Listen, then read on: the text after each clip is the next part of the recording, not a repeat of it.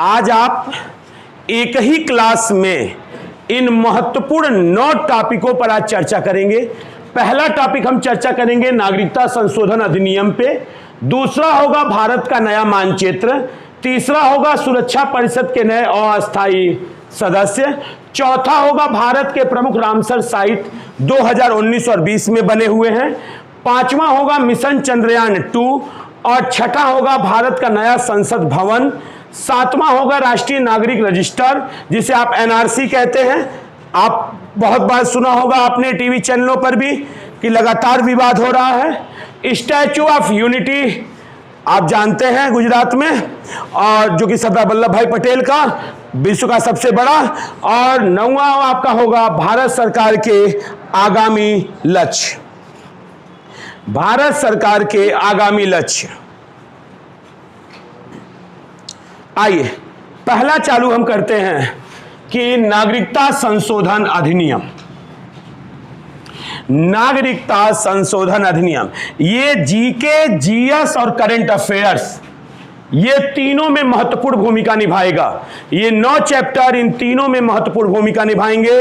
GS का भी भाग होंगे, जीके का भी भाग होंगे और साथ ही करंट अफेयर्स का भी भाग होंगे और आपके मूल विधि के भी भाग होंगे।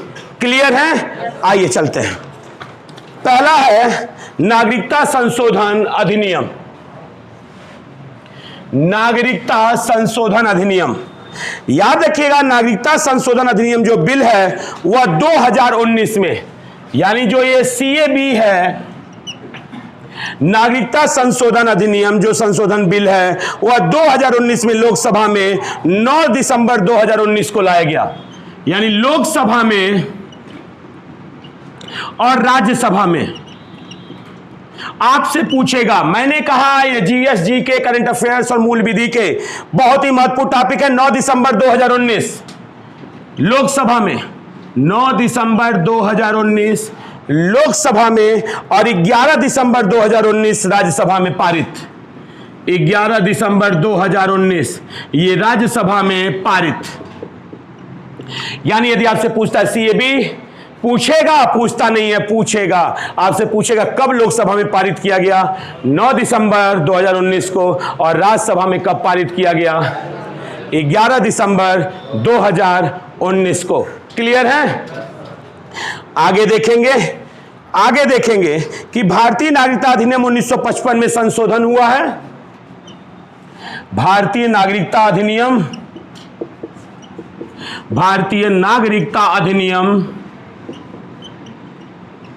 1955 में संशोधन किया गया है।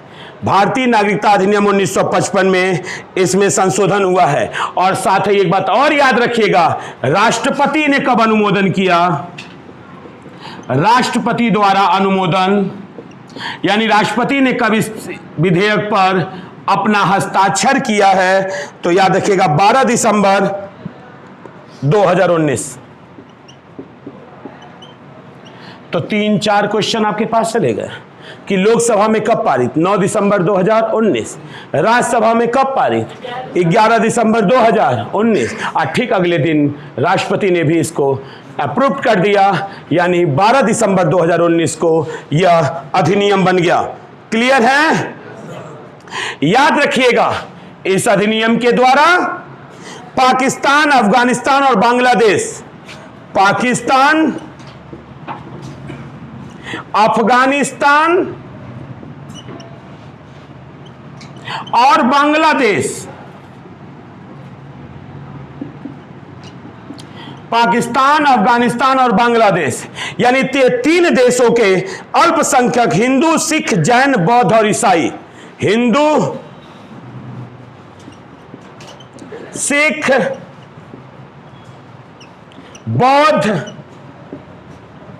जैन, ईसाई,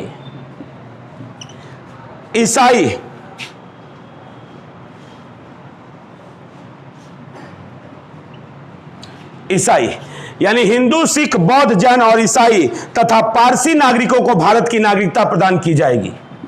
पारसी नागरिकों को भारत की नागरिकता प्रदान की जाएगी।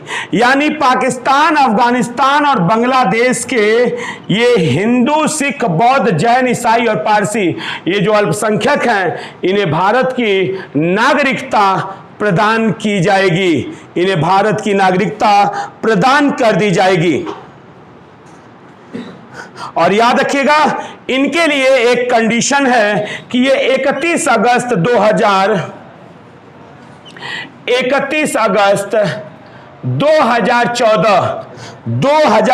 तक भारत में प्रवेश कर चुके हों, भारत में प्रवेश कर चुके हों। यानी इनके लिए कहा गया कि 31 अगस्त 2014 तक ये भारत में प्रवेश कर चुके होने चाहिए। इसके बाद वालों को नागरिकता प्रदान नहीं की जाएगी। मेरी बात समझ में आ रही है? बढ़िया, समझ में आ रही है। और याद रखिएगा, ये जो नागरिकता संशोधन बिल 2019 है, ये 126वां संशोधन बिल है। 126वां संशोधन बिल है। 126वां संशोधन बिल है। जो CAB 2019 है वो 126वां संशोधन बिल है। और आप ये जानते हैं कि नागरिकता से संबंधित भाग 2 है, जिसका अनुच्छेद 5 से 11 तक है। यानी नागरिकता के बारे में हम बात कर रहे हैं और भारतीय संविधान में नागरिकता भाग 2 में वर्णित है और अनुच्छेद 5 से अनुच्छेद 11 तक है। अनुच्छेद 5 से अनुच्छेद 11 तक है। अब यहां से एक भी प्रश्न CAB से नहीं गलत होने वाले हैं आपके। पहला प्रश्न, कब लाया गया? 2019। कौन सा संशोधन बिल था? लोकसभा ने कब पारित किया? राज्यसभा ने कब पारित किया? राष्ट्रपति ने अनुमोदन कब दिया? किस नागरिकता अधिनियम का संशोधन हुआ है? किन किन देशों के अल्पसंख्यक आएंगे? वो कौन से अल्पसंख्यक होंगे? वो कब तक भारत में आ जाने चाहिए? सारे प्रश्न हो चुके हैं। GS, GK, करंट अफेयर्स और मूल विधि, यानी ये बहुत महत्वपूर्ण होगा अधिनियम। इसके सारे प्रश्न आपके CAB से हो चुके हैं। बोलो हाँ या ना। दूसरा टॉपिक आप हमें बताएंगे। भारत का नया मानचित्र। आइए, एक एक बातें मेरी नोट्स में होनी चाहिए, एक भी प्रश्न बाहर नहीं जाएगा। भारत का नया मानचित्र।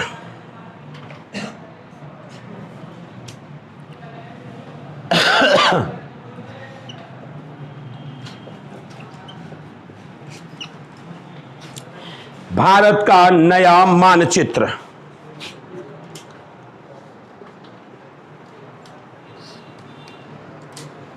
भारत का नया मानचित्र।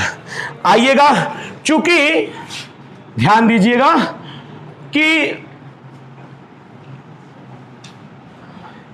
370 के हटने के बाद हमारे पास जम्मू कश्मीर और लद्दाख के नाम पर 2 UT आए, 239, 239A। बोले हाँ। ये रिस्पेक्टिवली जम्मू कश्मीर एंड लद्दाख। यानी इसका मतलब हमारे पास 2 UT आने की वजह से हमें अपने भारत के मानचित्र को भी बदलना पड़ा।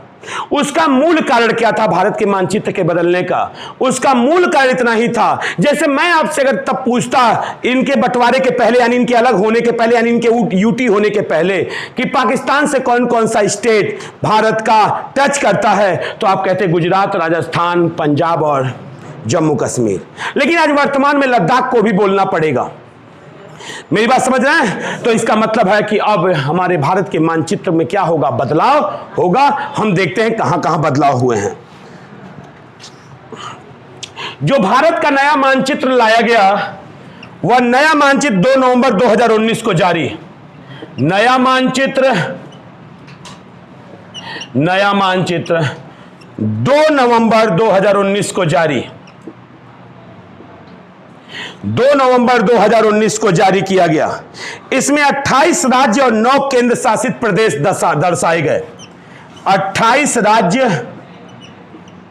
और 9 केंद्र शासित प्रदेश। यानी जो मानचित्र हमें 2 नवंबर 2019 को दिया गया उसमें 28 राज्य थे और 9 संघ राज्य क्षेत्र थे, यानी केंद्र शासित प्रदेश थे। इसे तैयार करने वाला जो विभाग था वो भारतीय सर्वेक्षण विभाग था। भारतीय सर्वेक्षण विभाग द्वारा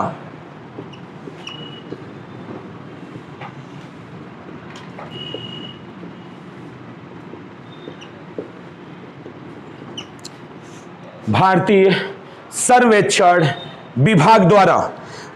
सर्वेक्षण विभाग द्वारा याद रखिएगा, इस नए नक्शे में खुलकर भारत ने पहली बार पीओके को कश्मीर का क्षेत्र बताया। यानी इस नए मानचित्र में पीओके, पाक ऑक्युपाइड कश्मीर को कश्मीर का क्षेत्र बताया गया। कश्मीर का क्षेत्र पहली बार ऐसा हो रहा था कि हम अपने मानचित्र में पीओके को भी कश्मीर का क्षेत्र दर्शा रहे थे। 2 नवंबर 2019 को बोलेंगे हाँ। याद रखिएगा, 2 यूटी बने, 2 संघ राज्य क्षेत्र बने, बहुत ध्यान से 2 संघ राज्य क्षेत्र बने। 2 में बने, एक बना लद्दाख और एक बना जम्मू और कश्मीर। जम्मू कश्मीर, लद्दाख में केवल 2 जिले दिए गए, कारगिल और लेह को। लद्दाख के 2 जिले बनाए गए, 2 जिले कारगिल और लेह। लद्दाख के 2 जिले बनाए गए, कारगिल और लेह को, जबकि हमारे जम्मू कश्मीर में कुल 22 जिले बनाए गए। जम्मू कश्मीर में कितने जिले? याद रखिएगा, क्वेश्चन पूछेगा कि यूटी लद्दाख संघ राज्य क्षेत्र में कुल कितने जिले हैं? 4 विकल्प, 2, 3, 5, 8, 18, 22, 24, जो भी दे दे आप कहेंगे 2, कारगिल और लेह। और जम्मू कश्मीर में कुल कितने जिले हैं? कुल जम्मू कश्मीर में 22 जिले हैं। कुल कितने जिले हैं? 22 जिले हैं। और सुनिएगा, इस जम्मू कश्मीर में इस पीओके के 2 जिलों को सम्मिलित कर लिया गया। वो थे मीरपुर और मुजफ्फराबाद। मीरपुर और मुजफ्फराबाद। उस नालायक को इतना दिखाने के लिए काफी था कि अब हम मीरपुर और मुजफ्फराबाद जो पीओके के जिले हैं, अब हम उन्हें अपने नए मानचित्र में जम्मू कश्मीर के जिले हम घोषित कर रहे हैं।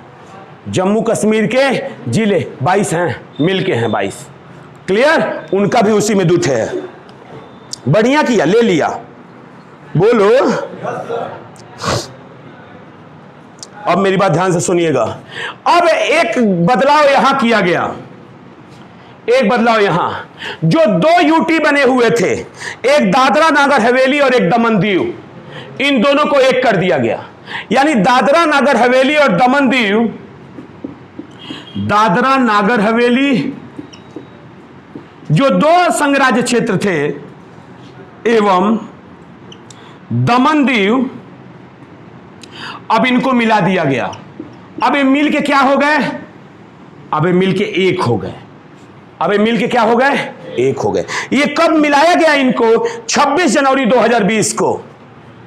26 जनवरी 2020। 26 जनवरी 2020 को दादरा नागर हवेली और दमन दीव 2 यूटी को हमने 26 जनवरी 2020 को मिलाकर क्या बना दिया? एक। अतः अब जो 28 राज्य और 9 केंद्र शासित प्रदेश हमको दिख रहे थे, अब वर्तमान में 28 राज्य और 8 हो गए, क्योंकि 2 को मिलाकर 1 कर दिया। 2 को मिलाकर कब किया? 26 जनवरी। अब वर्तमान में स्थिति क्या है? हमारे पास 28 राज्य और 8 संघ राज्य यूटी हैं या केंद्र शासित प्रदेश हैं।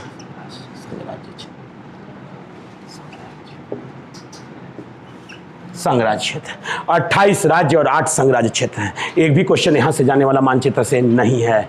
जो नया मानचित्र आपका आया है, नया मानचित्र भारत का जो आया है वह आया है 2 नवंबर 2019 को, और जो दादरा नगर हवेली और दमन दीव जो यूटी 1 हुए हैं वो हुए हैं 26 जनवरी 2020 को। जो हमने 2 पीओके के जिलों को लेकर बनाया है वो है मीरपुर और मुजफ्फराबाद। बोले हाँ। जो लद्दाख में हैं कारगिल और लेह नामक 2 उनके पास डिस्ट्रिक्ट है, जबकि जम्मू कश्मीर के पास डिस्ट्रिक्ट की संख्या कुल 22 है। बात समझ में आ गई है? आ गई है। तीसरा टॉपिक क्या था? नए अस्थाई।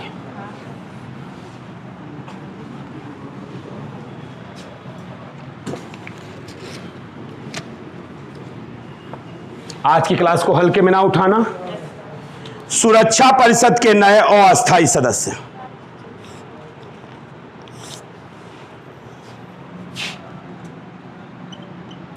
सुरक्षा परिषद के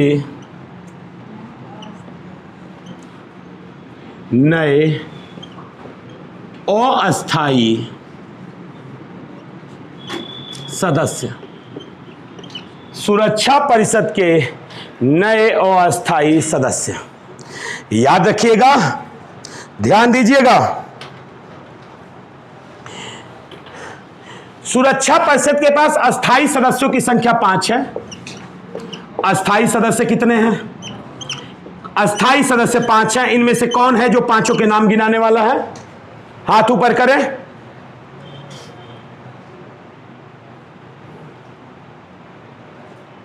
अमेरिका है, ये अस्थायी है। अमेरिका, ब्रिटेन, चीन, रूस, फ्रांस, ये 5 अस्थायी सदस्य हैं जिनको वीटो करने का अधिकार है। जिनको वीटो करने का, हाँ, जिनको वीटो करने का अधिकार है। और जो 5 और जोड़े गए हैं अस्थायी सदस्य, वैसे तो अस्थायी सदस्य 10 होते हैं, लेकिन अभी अभी चुनाव हुआ है तो 5 अस्थायी सदस्य निकलकर बाहर आए हैं, जिनमें इसलिए महत्वपूर्ण हो जाता है कि उसमें भारत है। Bharat, Ireland, Mexico,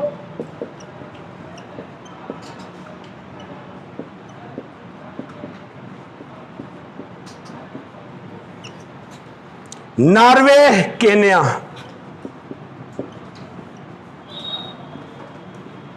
Norway, Kenya, ये 5 अस्थायी सदस्य बने हैं 1 जनवरी 2021 को। 1 जनवरी 2021, 1 जनवरी 2021 को, और ये रहेंगे 31 सितंबर 2022 तक। 31 सितंबर 2022 तक ये रहेंगे, 31 सितंबर 2022 तक। और एक बात और याद रखिएगा, भारत सुरक्षा परिषद का स्थायी सदस्य नहीं है, लेकिन भारत 8वीं बार अस्थायी सदस्य बना है। यानी कुल 8 बार वो अस्थायी सदस्य बन चुका है सुरक्षा परिषद का। क्लियर? जिन्हें दुनिया का पुलिसमैन कहते हैं। सुरक्षा परिषद को क्या कहते हैं? दुनिया का पुलिसमैन, दुनिया का पुलिसमैन कहते हैं। भारत 8वीं बार सुरक्षा परिषद का सदस्य बना है। 8वीं बार अस्थायी सदस्य, 8वीं बार अस्थायी सदस्य बना है। नोट कर लिया? यहां से क्वेश्चन है, बहुत महत्वपूर्ण है।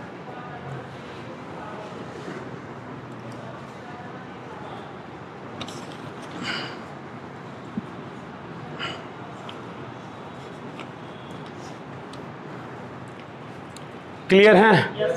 बढ़िया। अगला टॉपिक,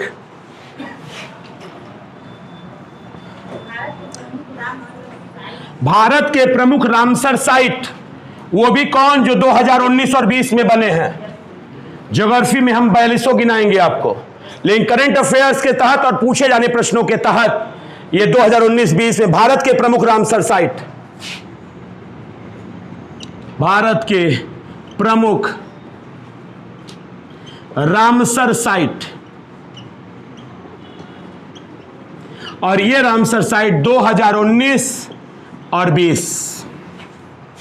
2019 और 20, थोड़ा सा हमें समय दें। आप नोट कर रहे हैं ना? थोड़ा सा समय दें। Ramsar site, what Ramsar site? 2 February 1971 Iran के रामसर में एक सम्मेलन हुआ। यह आर्द्र भूमियों के संरक्षण से संबंधित था, वेटलैंड से संबंधित था। इसे हमने रामसर सम्मेलन कहा। क्या कहा? यानी रामसर सम्मेलन जो हुआ था, रामसर सम्मेलन जो हुआ था वह हुआ था 2 फरवरी 1971 को। यह हुआ था ईरान में, ईरान के रामसर में हुआ था। इसीलिए, और यह हुआ था आर्द्र भूमियों के संरक्षण से संबंधित, आर्द्र भूमि के संरक्षण से संबंधित। यानी आर्द्र भूमि का मतलब वेटलैंड, दलदली भूमि। और जितने भी भारत में दलदली भूमि होते हैं, विश्व में होते हैं, उन दलदली भूमियों में से सभी को तो नहीं, लेकिन कुछ को रामसर साइट घोषित कर दिया जाता है। तो रामसर का अर्थ जब भी पूछे तो कह देना आर्द्र भूमियों का संरक्षण, वेटलैंड। बोले हाँ। वर्तमान में भारत के पास 42 रामसर साइट हैं। भारत के पास कितने रामसर साइट हैं? 42 रामसर साइट हैं भारत के पास। रामसर सूची में सम्मिलित हैं, 42 रामसर साइट हैं। शामिल देशों की संख्या जो यहां आ रही है रामसर में, शामिल देश कितने हैं? शामिल देश, इस रामसर में शामिल देश है आपके पास 175, 175, 175 रामसर हैं। और भारत रामसर कन्वेंशन में किस वर्ष शामिल हुआ है? भारत कब रामसर सम्मेलन में शामिल हुआ है? रामसर कन्वेंशन में शामिल हुआ है 1 फरवरी 1982 को। 1 फरवरी 1982 भारत शामिल हुआ है, 1 फरवरी 1982 को। भारत के किस राज्य में सर्वाधिक रामसर साइट? किस राज्य में सबसे अधिक? किस राज्य में सबसे अधिक रामसर साइट? सबसे अधिक रामसर साइट, बहुत महत्वपूर्ण क्वेश्चन, कई बार पूछेगा, याद रखिएगा। उत्तर प्रदेश, क्योंकि स्पेशल बन जाएगा। उत्तर प्रदेश आपका राज्य है, उत्तर प्रदेश, और यहां पे रामसर साइटों की संख्या 8 है। उत्तर प्रदेश में रामसर साइट की संख्या 8 है, 8 है। याद रखिएगा 2 फरवरी 1971 को ईरान के रामसर में एक सम्मेलन हुआ था, जिसे अब क्या नाम दिए हैं? किससे हुआ था? संरक्षण से। और यही कारण है कि प्रत्येक 2 फरवरी को आर्द्र भूमि दिवस मनाया जाता है। आर्द्र भूमि दिवस, आर्द्र भूमि दिवस मनाया जाता है। 2 फरवरी को आर्द्र भूमि दिवस मनाया जाता है। क्लियर है? रामसर सूची में शामिल होने वाला पहला स्पॉट, रामसर सूची में शामिल होने वाला पहला स्पॉट, रामसर सूची में शामिल पहला स्पॉट, रामसर सूची में शामिल होने वाला पहला स्थल है कोबोर्ग प्रायद्वीप। कोबोर्ग प्रायद्वीप, कोबोर्ग प्रायद्वीप। और यह कोबोर्ग प्रायद्वीप ऑस्ट्रेलिया में है। कहां पर है? ऑस्ट्रेलिया में है, ऑस्ट्रेलिया में है। कोबोर्ग प्रायद्वीप आपका ऑस्ट्रेलिया में है।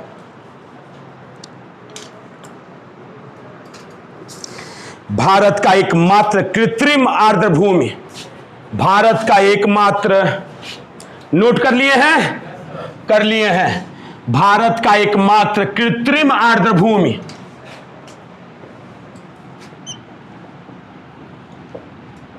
कृत्रिम आर्द्र भूमि हरिके बैराज,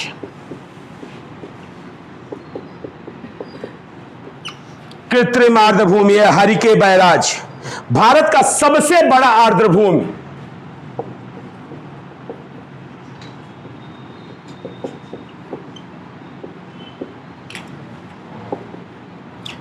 सुंदरबन, पश्चिम बंगाल। हरिके बैराज पंजाब में है। भारत का सबसे छोटा आर्द्रभूमि, सबसे छोटा आर्द्रभूमि रेणुका, हिमाचल प्रदेश।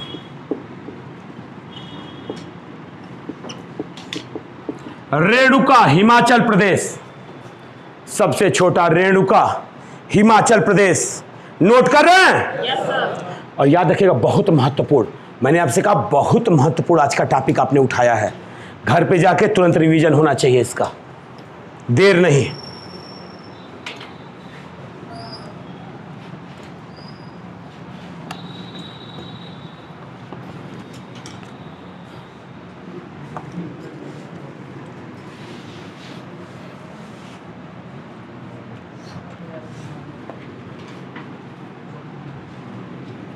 सबसे छोटा रेणुका, हिमाचल प्रदेश। क्लियर है? अब आते हैं अपने प्रश्न पर। हमारा प्रश्न था भारत के प्रमुख रामसर साइट 2019-2020 आएंगे, देखेंगे। और इसको याद रखना, जो इस समय जाने वाला है एकदम जबान पे आज ही आ जाना चाहिए, आज ही। तसोकर झील, तसोकर झील, यह है लद्दाख। लद्दाख। सूर सरोवर, इसका एक अन्य नाम भी है, नहीं कहेगा सूर सरोवर, कीथम झील बोल देगा, पलट जाओगे। क्या बोल देगा? हां, तब भी आंसर क्या रहेगा? आगरा रहेगा। आगरा किस राज्य में है? लोनार झील, लोनार झील महाराष्ट्र। लोनार झील महाराष्ट्र। काबरताल झील बेगूसराय। काबरताल झील बेगूसराय, बेगूसराय बिहार में है। बेगूसराय कहां है? बिहार में है। आसन संरक्षण रिजर्व उत्तराखंड। आसन संरक्षण रिजर्व, आसन संरक्षण रिजर्व उत्तराखंड।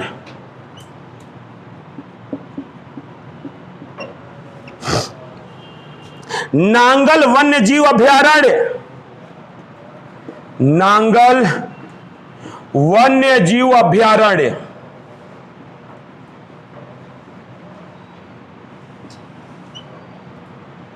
नांगल वन्य जीव अभयारण्य सतलुज नदी क्षेत्र पंजाब। सतलुज,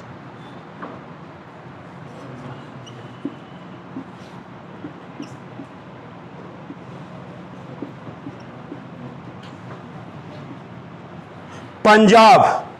नवाबगंज पक्षी अभयारण्य, नवाबगंज, याद रखिए चंद्रशेखर आजाद बन गया है। नवाबगंज पक्षी विहार, पक्षी अभयारण्य।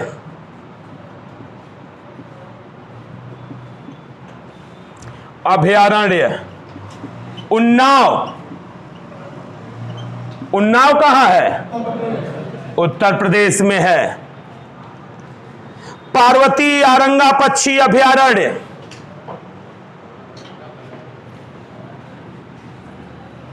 पार्वती अरंगा पक्षी अभयारण्य।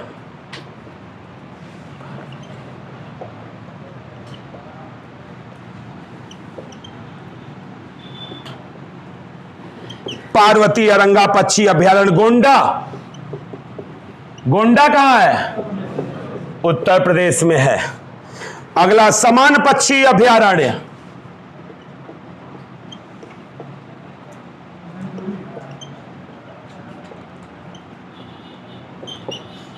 समान पक्षी अभयारण्य मैनपुरी, मैनपुरी यूपी उत्तर प्रदेश।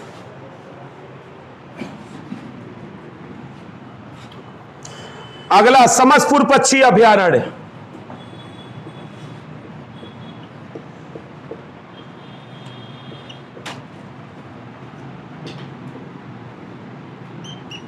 समसपुर पक्षी अभयारण्य Raebareli UP, Raebareli UP.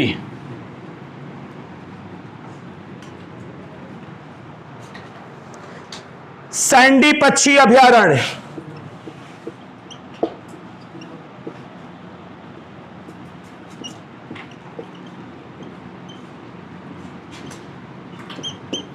Sandy पक्षी अभयारण्य हरदोई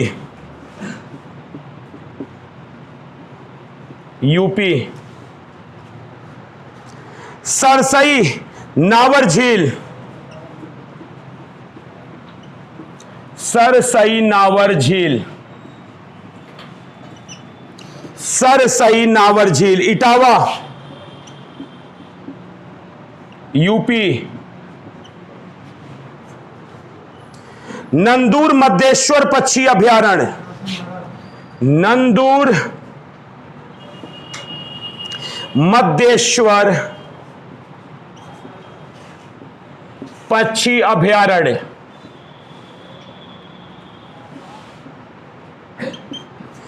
नासिक महाराष्ट्र, बढ़िया, नासिक महाराष्ट्र, नासिक महाराष्ट्र।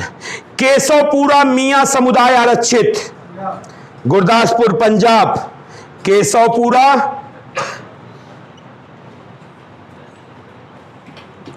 केशवपुरा मियां समुदाय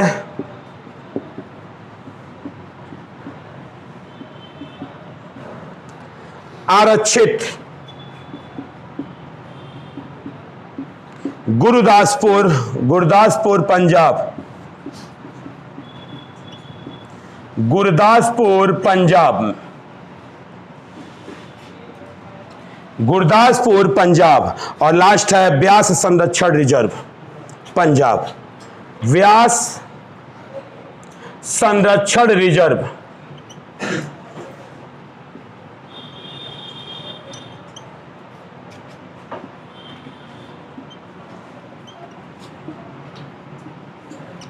पंजाब,